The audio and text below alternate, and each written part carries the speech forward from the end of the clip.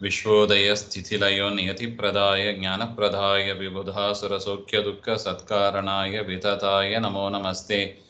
नारायणं सुरगुरुं जगदेकनाथं भक्तप्रियं सकललोकनमस्कृतं च त्रैगुण्यवर्जितमजं विभुमाध्यमीशं वन्दे भवघ्नममरासुरसिद्धवन्द्यं। नारायणं नमस्कृत्य नरं चैव नरोत्तमं देवीं सरस्वतीं व्यासं ततो जयमुदीरयेत्। कृष्णाय वासुदेवाय हरये परमात्मने प्रणतक्लेशनाशाय गोविन्दाय नमो नमः। ಶ್ರೀ ಗುರುಭ್ಯೋ ನಮಃ. ಶ್ರೀಮನ್ಮಹಾಭಾರತ ತಾತ್ಪರ್ಯ ನಿರ್ಣಯ 23ನೇ ಅಧ್ಯಾಯದಲ್ಲಿ 31ನೇ ಶ್ಲೋಕ. ಅಸ್ತ್ವಿತ್ಯೇನಾಂ ಆಹ ಭಯಾತ್ ಸುದೇಶ್ನಾ ತಥಾವಸನ್ ಪೂರ್ಣಮಬ್ಧಂ ಚ ತೇತ್ರ ತದಾ ಪಾರ್ಥಾನ್ ಪ್ರವಿಚಿಂತ್ಯಾಖಿಲಾಯಾಂ ಪೃಥ್ವ್ಯಾಂ ಛನ್ನಾನ್ ಧಾರ್ತರಾಷ್ಟ್ರಸ್ಯ ದೂತಾಃ ಅವಿಜ್ಞಾಯ ಪ್ರಯಯೋರ್ಧಾರ್ತರಾಷ್ಟ್ರಾಂ ಊಚುರ್ಹತಂ ಕೀಚಕಂ ಯೋಷಿದರ್ಥೇ. ಹಿಂದೆ ನಾವು ನೋಡಿದಂತೆ ಭೀಮಸೇನ ದೇವರು ಕೀಚಕ ಮತ್ತು ಅವನ ಸಹೋದರ ಒಟ್ಟು 106 ಜನ ಅವರನ್ನ ಸಂಹಾರ ಮಾಡಿದ್ದಾರೆ. ಮಾಡಿ ತಾವು ಸುಖವಾಗಿ ಅಲ್ಲೇ ಇದ್ದರು. ಒಂದು ದಿವಸ ಸುದೇಶ್ನ ವಿರಾಟರಾಜನ ರಾಣಿ, ಆ ದೇಶದ ರಾಣಿ, ಅವರು ದ್ರೌಪದಿ ದೇವಿ ಹತ್ರ ಹೇಳ್ತಾರೆ, ನೀವು ಇಲ್ಲಿ ಇದ್ರೆ ತೊಂದರೆ ಆಗಬಹುದು, ಅದರಿಂದ ನೀವು ಇಲ್ಲಿಂದ ಹೊರಟು ಬಿಡಿ ಹಾಗೆ ಅಂತ ದ್ರೌಪದಿ ದೇವಿಯನ್ನು ಹೇಳಿದಾಗ, ತ್ರಯೋದಶಾಹಂ ಪಾಲಯೇತ್ಯಾಹ, 13 ದಿವಸ ನಾವಿರ್ತೀವಿ, ನಮ್ಮನ್ನ ರಕ್ಷಣೆ ಮಾಡಿ, ತದನಂತರ ನಾವು ಹೊರಟೋಗ್ತೀವಿ ಹಾಗೆ ಅಂತ ದ್ರೌಪದಿ ದೇವಿ ಹೇಳಿದ್ರು. ಅದನ್ನು ಕೇಳಿ ಸುದೇಶ್ನ ಏನ್ ಹೇಳಿದ್ರು ಎಂಬುದು ಈ ಶ್ಲೋಕದಲ್ಲಿ ಇದೆ. ಅಸ್ತ್ವಿತ್ ಏನಾಮಾಹ, ಆಯ್ತು 13 ದಿವಸ ತಾನೇ ಇರು ಹಾಗೆ ಅಂತ ಸುದೇಶ್ನಿಯು ಕೂಡ ಒಪ್ತಾಳೆ. ಯಾಕೆ?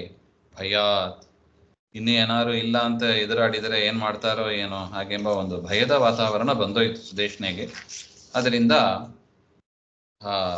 ಆಯ್ತು 13 ದಿವಸ ಹಾಗೆ ಅಂತ. ಈ ರೀತಿಯಾಗಿ ಪಾಂಡವರು ವಿರಾಟ ಗೃಹೇ ಪೂರ್ಣಮಬ್ಧಂ ತಥಾವಸನ್, ವಿರಾಟನ ಮನೆಯಲ್ಲಿ 1 ವರ್ಷ ಕಾಲ ಅಜ್ಞಾತವಾಸವನ್ನ ಮಾಡಿ ಅಲ್ಲೇ ವಾಸವಾಗಿ ಇದ್ದರು ಹಾಗೆ ಅಂತ ಹೇಳ್ತಾ ಇದ್ದಾರೆ. ತತಃ ಅನಂತರಂ ಛನ್ನಾನ್ ನಿಲೀನಾನ್ ಪಾರ್ಥಾನ್ ಧಾರ್ತರಾಷ್ಟ್ರಸ್ಯ ದುರ್ಯೋಧನಸ್ಯ ಧೂತಾಃ. ಈ ಕಡೆ ಏನ್ ಮಾಡಿದ ದುರ್ಯೋಧನ, ಪಾಂಡವರನ್ನ ಪತ್ತೆ ಹಚ್ಚಬೇಕು. ಯಾಕೆ ಹಾಗೆಂದ್ರೆ, ಆ 1 ವರ್ಷ ಅಜ್ಞಾತವಾಸ ಕಾಲದಲ್ಲಿ ಪಾಂಡವರನ್ನ ಗುರುತಿಡಿದರೆ ಮತ್ತೆ 12 ವರ್ಷ ವನವಾಸ, 1 ವರ್ಷ ಅಜ್ಞಾತವಾಸ ಮಾಡಬೇಕು ಅಂತ ನಿಯಮ ಮಾಡ್ಕೊಂಡಿದ್ರು. ಸೊ ಅದರಿಂದ ಏನಾರು ಮಾಡಿ ಪಾಂಡವರನ್ನ ಗುರುತಿಡಿಬೇಕು ಹಾಗೆ ಅಂತ ದುರ್ಯೋಧನ ಅನೇಕ ದೂತರನ್ನ ನಾನಾ ದೇಶಕ್ಕೆ, ಸುತ್ತಮುತ್ತ ಇದ್ದ ದೇಶಕ್ಕೆ ಕಳಿಸಿದ್ದಾನೆ.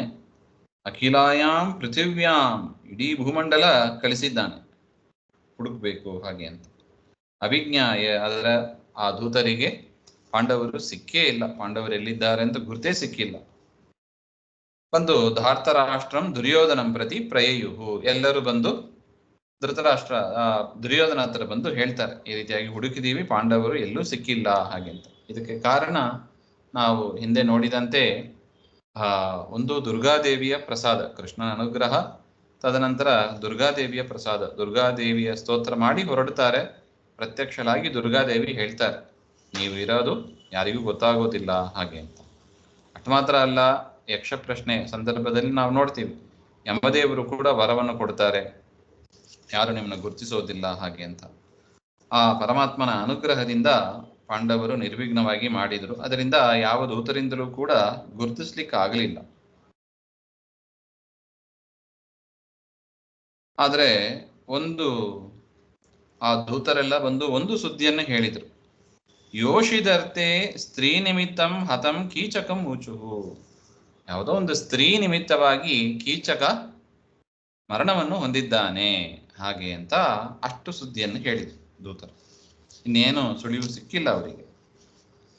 ಆ ಸುದ್ದಿಯನ್ನು ಕೇಳಿ ಏನ್ ಮಾಡಿದ್ರು, ತೇನಾಬದ ದ್ರೌಪದಿ ಕಾರಣೇನ ದುರ್ಯೋಧನೋ ನಿಹತಂ ಕೀಚಕಂ ತಂ ಭೀಮೇನಾಗುಸ್ತತ್ರ ದುರ್ಯೋಧನಾದ್ಯ ಭೀಷ್ಮಾದಿಭಿಃ ಸಹ ಕರ್ಣೇನ ಚೈವ.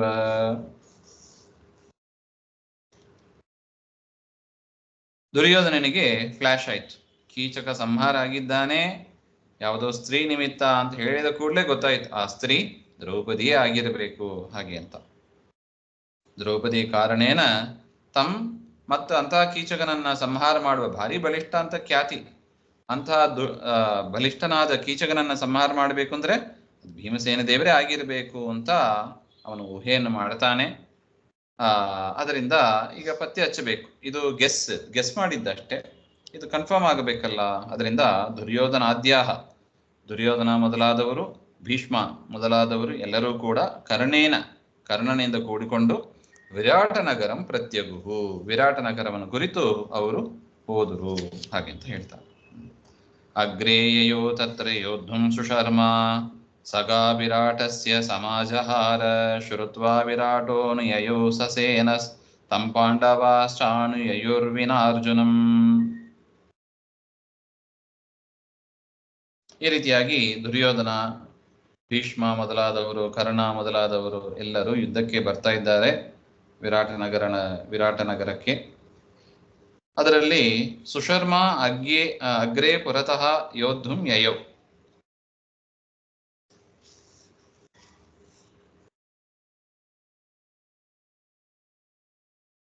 ಸುಶರ್ಮ ಅಂತ ಒಬ್ಬ ಕೌರವ ಸೈನ್ಯ ಕಡೆಯಿಂದ, ಅವನು ಮುಂದೆ ಯುದ್ಧಕ್ಕೆ ಅಂತ ಮೊದಲು ಹೋಗ್ತಾನೆ. ಅವನೇನ್ ಮಾಡಿದ, ಸಹ ಸುಶರ್ಮ ವಿರಾಟಸ್ಯ ಗಾಹ ಸಮಾಜಹಾರ, ಆ ವಿರಾಟನ ದೇಶದಲ್ಲಿ ಇದ್ದ ಆಕಳುಗಳು, ಅದು ಒಂದು ಕ್ರಮ, ಆಕಳುಗಳನ್ನೆಲ್ಲ ಅಪಹಾರ ಮಾಡಿಕೊಂಡು ಬರ್ತಾನೆ. ಯಾಕೆ, ಆ ಹಿಂದಿನ ಕಾಲದ ಸಂಪತ್ತು, ದೇಶದ ಸಂಪತ್ತು ಅಂದ್ರೆ ಗೋವುಗಳೇ ಆಗಿದ್ದವು. ಅದರಿಂದ ಆ ಗೋವುಗಳನ್ನೆಲ್ಲ ಅಪಹಾರ ಮಾಡಿಕೊಂಡು ತಮ್ಮ ರಾಜ್ಯದಲ್ಲಿ ಇಟ್ಟುಕೊಳ್ಳುವ ಒಂದು ಪದ್ಧತಿ ಇತ್ತು. ಅದರಿಂದ ಸುಶರ್ಮ ಗೋವುಗಳನ್ನ ಅಪಹಾರ ಮಾಡ್ತಾನೆ. ಅವನ ಪ್ಲಾನ್ ಹಾಗೆ, ಗೋಗ್ರಹಣ ಮಾಡಿದಾಗ ಪಾಂಡವರು ಬರ್ತಾರೆ, ಅದರಿಂದ ಅವರನ್ನ ಭೇಟಿಯಾದಂತೆ ಆಗ್ತದೆ, ಮತ್ತೆ ಅವರು ವನವಾಸಕ್ಕೆ ಹೋಗಬೇಕು ಹಾಗೆ ಅಂತ. ಅವರಿಗೆ 1 ವರ್ಷ ಮುಗಿದಿದೆ ಎಂಬ ಒಂದು ಲೆಕ್ಕಾಚಾರವೂ ಇನ್ನೂ ಗೊತ್ತಿಲ್ಲ ಅವರಿಗೆ, ಆದರೆ ವಾಸ್ತವಿಕವಾಗಿ 1 ವರ್ಷ ಪರಿಸಮಾಪ್ತಿ ಆಗಿದೆ ಇದೆಲ್ಲ ನಡೆಯುವಾಗ. ಅದರಿಂದ ಗೋಗ್ರಹಣವನ್ನು ಅಂದರೆ ಗೋವುಗಳನ್ನ ಅಪಹಾರ ಮಾಡಿದ್ದಾರೆ. ತಥಾಚೋಕ್ತಂ ದುರ್ಯೋಧನೇನ, ಮಹಾಭಾರತದಲ್ಲಿ ವಿರಾಟ ಪರ್ವದಲ್ಲಿ ಬರುವ ಒಂದು ವಾಕ್ಯ, ಮತ್ಸ್ಯರಾಷ್ಟ್ರಂ ಪ್ರವೇಕ್ಷ್ಯಾಮೋ ಗೃಹಾಮಶ್ಚೈವ ಗೋಧನಂ, ಗೋವುಗಳನ್ನು ನಾವು ಹಿಡ್ಕೊಂಡು ಬರೋಣ, ಗೃಹೀತೆ ಗೋಧನೇನೋ ನಮ್ ತೇಪಿ ಯೋತ್ಸ್ಯಂತಿ ಪಾಂಡವಾಹ, ನಾವು ಗೋವುಗಳನ್ನು ಹಿಡ್ಕೊಂಡು ಬಂದರೆ ಪಾಂಡವರು ಸಮೇತವಾಗಿ ವಿರಾಟ ರಾಜ ಯುದ್ಧ ಮಾಡ್ತಾನೆ. ಅಪೂರ್ಣ ಸಮಯೇ ಚಾಪಿ ಯದಿ ಪಶ್ಯಾಮ ಪಾಂಡವ, ಇನ್ನು 1 ವರ್ಷ ಮುಗುದಿಲ್ಲ, ಅದರಿಂದ ಪಾಂಡವರನ್ನು ನೋಡಿದರೆ ಅವರು 12 ವರ್ಷಾನಿ ಪ್ರವೇಕ್ಷ್ಯಂತಿ ಪುನರ್ವನಂ, 12 ವರ್ಷ ಕಾಲ ಮತ್ತೆ ಅವರು ವನಕ್ಕೆ ಹೋಗ್ತಾರೆ ಹಾಗೆ ಅಂತ ವಿರಾಟ ಪರ್ವದಲ್ಲಿ ಈ ಮಾತು ಇದೆ. ಅದರಿಂದ ವಿರಾಟ ಸಸೇನ ಸನ್ ಅನುಯಯು, ಯಾವಾಗ ಸುಶರ್ಮ ಗೋವುಗಳನ್ನು ಅಪಹಾರ ಮಾಡಿದನೋ ಆಗ ವಿರಾಟ ರಾಜ, ಮತ್ಸ್ಯ ಅಂತ ಅವನಿಗೆ ಹೆಸರು, ಮತ್ಸ್ಯ ರಾಷ್ಟ್ರಂ ಪ್ರವೇಕ್ಷ್ಯಾಮ, ವಿರಾಟ ರಾಜ ಬಂದು ಅವನು ಯುದ್ಧಕ್ಕೆ ಬರ್ತಾನೆ. ಶ್ರುತ್ವಾ ಗೋಗ್ರಹಣಂ ಇತಿ ಶೇಷಃ ಅರ್ಜುನಂ ವಿನಾ ಪಾಂಡವಾಶ್ಚ ತಂ ವಿರಾಟಂ ಅನುಯಯುಹು, ಅರ್ಜುನನ್ನ ಬಿಟ್ಟು ಉಳಿದವರೆಲ್ಲಾ ಪಾಂಡವರು ಕೂಡ ಆ ವಿರಾಟ ರಾಜನನ್ನ ಜೊತೆಗೆ ಯುದ್ಧಕ್ಕೆ ಅಂತ ಬಂದರು ಅಂತ. ಭೀಮ, ನಕುಲ ಸಹದೇವ ಇತ್ಯಾದಿಗಳು.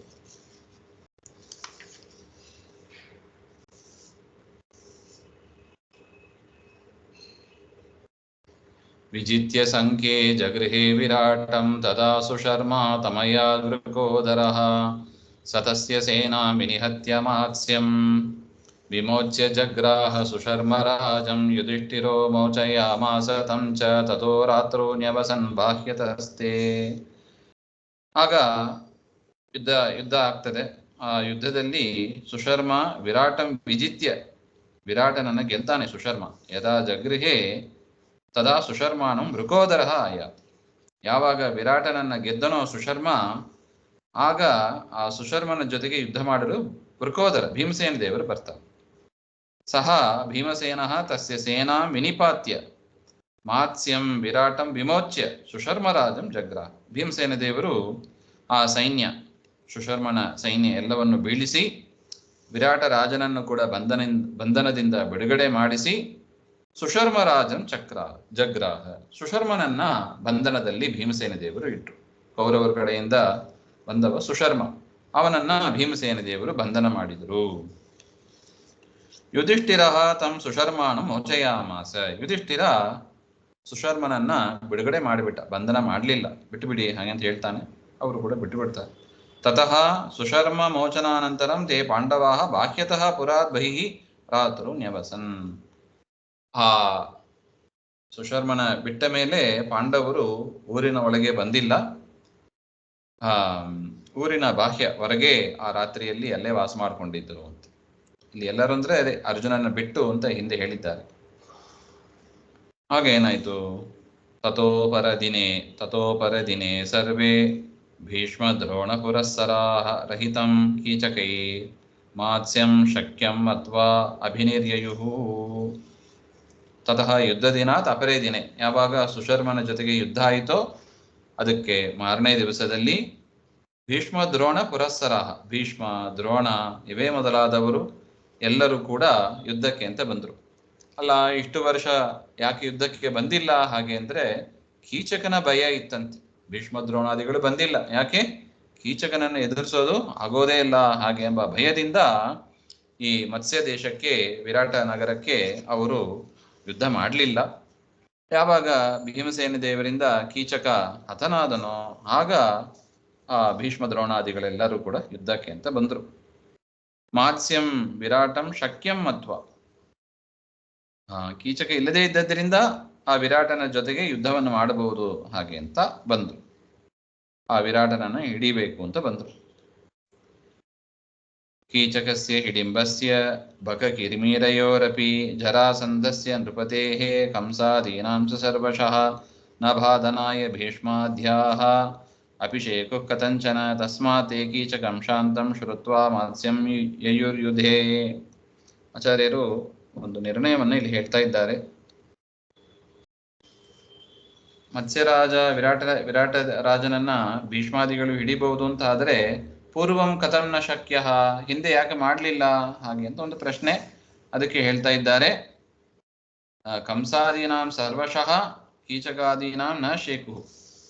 ಕೀಚಕ, ಹಿಡಿಂಬ, ಬಕ, ಕಿರ್ಮೀರ ಮತ್ತು ಜರಾಸಂಧ ಕಂಸಾದೀನಾಂ ಸರ್ವಶಃ ಸರ್ವೇಷಾಂ ಕೀಚಕಾದೀನಾಂ ಚ ಬಾಧನಾಯ ಕಥಂಚನ ನ ಶೇಕು.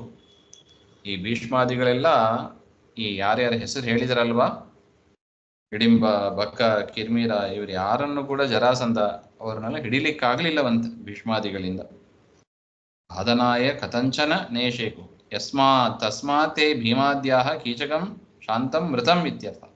ಯಾವ ಕಾರಣದಿಂದ ಭೀಮಸೇನ ದೇವರು ಎಲ್ಲರನ್ನೂ ಇವ್ರು ಏನು ಹೆಸರು ಕೊಟ್ಟರು, ಕೀಚಕ, ಹಿಡಿಂಬ, ಬಕ, ಕಿರ್ಮೀರ, ಜರಾಸಂಧ ಎಲ್ಲರನ್ನೂ ಸಂಹಾರ ಮಾಡಿದವರು ಭೀಮಸೇನ ದೇವರೇ.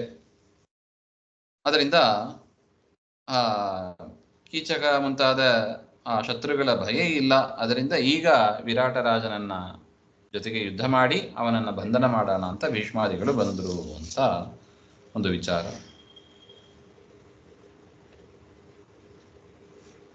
ಯತಿಷ್ಯೇ ರಕ್ಷಿತುಂ ಭೀಮಾ ಧಾರ್ತರಾಷ್ಟ್ರಾನಿತಿ ಸ್ವಕಾಂ ಸತ್ಯಾಂ ಕರ್ತುಂ ಪ್ರತಿಜ್ಞಾಂ ತು ಯಯೌ ದ್ರೋಣ ಸಪುತ್ರಕಃ.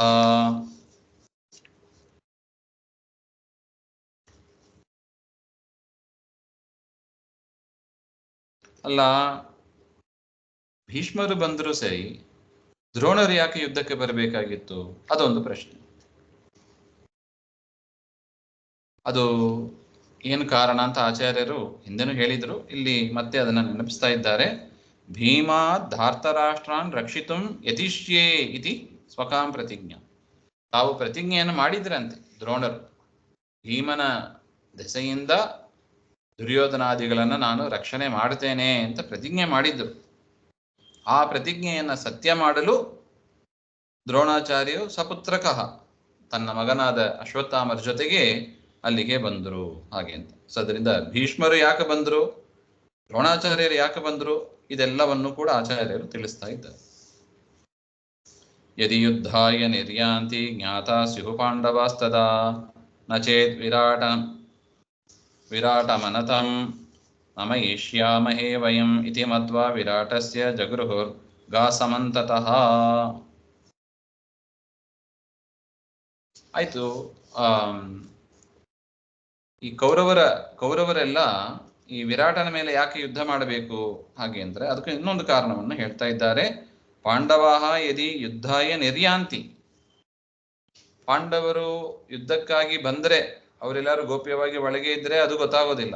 ಆದರೂ ಕೂಡ ವಿರಾಟನನ್ನ ಗೆಲ್ಲೋದ್ರಿಂದ ಲಾಭ ಇದೆ. ಪಾಂಡವರು ಬಂದ್ರೆ ತರ್ಹಿ ಜ್ಞಾತಾಸ್ಯು, ಆಗ ಪಾಂಡವರನ್ನ ಪತ್ತೆ ಹಚ್ಚಿದಂತೆ ಆಗ್ತದೆ. ನಚೇತ್, ಒಂದು ವೇಳೆ ಪಾಂಡವರನ್ನ ಗುರುತಿಸ್ಲಿಕ್ಕೆ ಆಗ್ಲಿಲ್ಲ ಹಾಗೆಂದ್ರೆ ತರ್ಹಿ ಅನತಂ ಉದ್ಧತಂ ಇತ್ಯರ್ಥ. ಈ ವಿರಾಟ ರಾಜ ಈ ಕೀಚಕ ಇದ್ದದ್ರಿಂದ ಈ ಕೌರವರಿಗೆ ಅವನು ಬರ್ತಾ ಇಲ್ಲವಂತೆ. ಬರ್ತಾ ಇಲ್ಲ ಅವನು, ಅಂದ್ರೆ ಏನು ಗೌರವ ಕೊಡ್ತಾ ಇಲ್ಲ, ಕಪ್ಪ ಕಾಣಿಕೆಗಳನ್ನು ಕೊಡ್ತಾ ಇಲ್ಲ.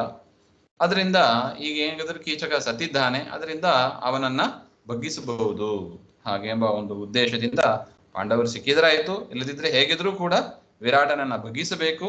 ಅದರಿಂದ ವಿರಾಟಂ ವಯಂ ನಮಯಿಷ್ಯಾಮಹೇ, ವಿರಾಟನನ್ನ ನಾವು ನಮಸ್ಕಾರ ಮಾಡುವಂತೆ ಮಾಡೋಣ, ನಮ್ರಂ ಕರಿಷ್ಯಾಮಹ, ತಲೆ ಬಾಗುವಂತೆ ಮಾಡೋಣ ಇತಿ ಮತ್ವ, ಈ ರೀತಿಯಾಗಿ ಚಿಂತನೆ ಮಾಡಿ ಆ ವಿರಾಟನ ಆಕಳುಗಳನ್ನೆಲ್ಲ ಮತ್ತೆ ಅಪಹಾರ ಮಾಡಿದ್ರು ಅಂತ ಹೇಳ್ತಾ ಇದ್ದಾರೆ. ತದೋತ್ತರ ಸಾರಥಿತ್ವೇ ಪ್ರಕಲ್ಪ್ಯ ಪಾರ್ಥಂ ಯಯೋ ತಾನ್ ನಿಶಾಮ್ಯೈವ ಭೀತಃ ತತೋರ್ಜುನ ಸಾರಥಿಂ ತಂ ವಿಧಾಯ ಕೃಚ್ಛ್ರೇಣ ಸಂಸ್ಥಾಪ್ಯ ಚತಂ ಯಯೌ ಕುರೂನ್. ತದಾ ಉತ್ತರಾಖ್ಯಃ, ವಿರಾಟನ ಮಗನ ಹೆಸರು ಉತ್ತರ ಅಂತ. ಈಗೇನ್ ಮಾಡೋದು, ಪಾಂಡವರೆಲ್ಲ ಊರಿನ ಬಹಿರ್ದೇಶದಲ್ಲಿ ಇದ್ದಾರೆ, ನೋಡಿದ್ದೀವಿ, ಆ ರಾತ್ರಿ ಅಲ್ಲೇ ಇದ್ರು ಹಾಗೆ ಅಂತ. ಮಾರನೇ ದಿವಸ ಯುದ್ಧಕ್ಕೆ ಅಂತ ಬರ್ತಾರೆ ದುರ್ಯೋಧನ, ಭೀಷ್ಮ, ದ್ರೋಣ ಅವರೆಲ್ಲ. ಈಗೇನ್ ಮಾಡಬೇಕು, ವಿರಾಟನು ಅಲ್ಲೇ ಹೋಗಿದ್ದಾನೆ, ಯುದ್ಧಕ್ಕೆ ಅಂತ ಹೋಗಿದ್ದಾನೆ.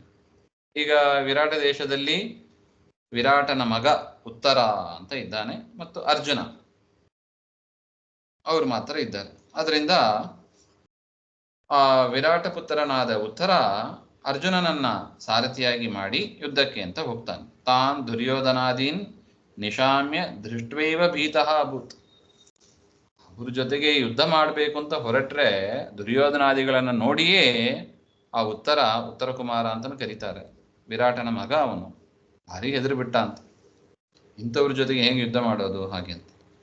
ತತಃ ಅರ್ಜುನೋ ನಿವರ್ತ್ಯ ಗಂತುಕಾಮಂ ವಾಕ್ಯಶೇಷ ತಂ ಉತ್ತರಂ ಕೃಚ್ಛ್ರೇಣ ಪ್ರಯತ್ನೇನ ಸಂಸ್ಥಾಪ್ಯ ತಮೇವ ಉತ್ತರಂ ಸಾರಥಿಂ ವಿದಾಯ. ಆಗ ಅರ್ಜುನ ಏನ್ ಮಾಡಿದ, ಆ ಉತ್ತರನನ್ನೇ ಸಾರಥಿಯನ್ನಾಗಿ ಮಾಡಿಕೊಂಡು ಖಂಡಿವ ಧನುಸ್ಸನ್ನ ತೆಗೆದು ಹನುಮದಂಗಂ ಧ್ವಜಂ ಚ ಆದಾಯ, ಹನುಮಂತನಿಂದ ಕೂಡಿದ ಧ್ವಜ ಅದನ್ನು ಕೂಡ ಧರಿಸಿದವನಾಗಿ, ರಥದಲ್ಲಿ ಧರಿಸಿದವನಾಗಿ, ಶಮೀವೃಕ್ಷಾತ್, ಹಿಂದೆ ಶಮೀವೃಕ್ಷದಲ್ಲಿ ಇಟ್ಟಿದ್ರು ಎಲ್ಲವನ್ನು, ಧನುಸ್ಸು,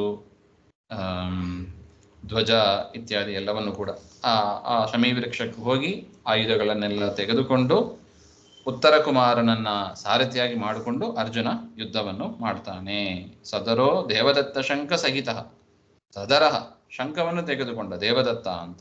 ಸನ್ ಕುರುನ್ ಪ್ರತಿ ಯಯೋ, ಕೌರವರ ಜೊತೆಗೆ ಅಂದ್ರೆ ದುರ್ಯೋಧನ, ಭೀಷ್ಮ ಇವ್ರ ಜೊತೆಗೆ ಯುದ್ಧ ಮಾಡಬೇಕು ಅಂತ ಅರ್ಜುನ ಸಿದ್ಧನಾಗಿ ಹೊರಟ ಹಾಗೆ ಅಂತ ಹೇಳ್ತಾರೆ. ಮುಂದೆ ಹೇಗೆ ಯುದ್ಧ ಆಯಿತು, ಯಾರು ಗೆಲ್ತಾರೆ, ಆ ವಿಚಾರವೆಲ್ಲ ಮುಂದೆ ನೋಡೋಣ. ಶ್ರೀಮಧ್ವಾಂತರ್ಗತ ಶ್ರೀಕೃಷ್ಣ ಆತ್ಮವಸ್ತು. ಶ್ರೀ ಹರೇ ನಮಃ.